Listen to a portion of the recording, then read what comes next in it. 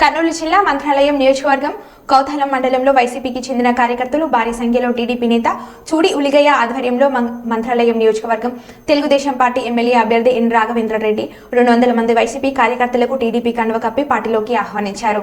అలాగే మంత్రాలయం మండలం రచ్చమరి గ్రామంలో దాదాపు 20 కుటుంబాలు ఉమ్మడి టీడీపీ ఎమ్మెల్యే అభ్యర్థి మాధవరం రాఘవేంద్రరెడ్డి ఆధ్వర్యంలో టీడీపీ కండువ వేసి పార్టీలోకి ఆహ్వానించారు. ఈ సందర్భంగా రాఘవేంద్రరెడ్డి మాట్లాడుతూ రేపు రాబోయే ఎన్నికల్లో మంత్రాలయం నియోజకవర్గంలో టీడీపీ జెండా ఎగురవేస్తామన్నారు.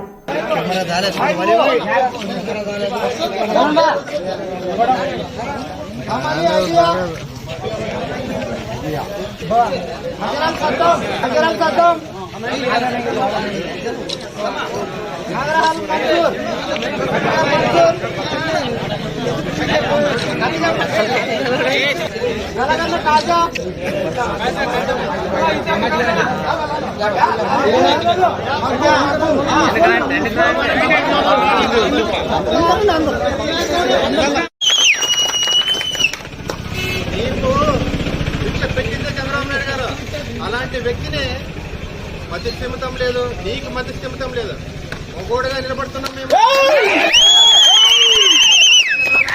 కానీ నాకు సరైన పోటీ లేదు.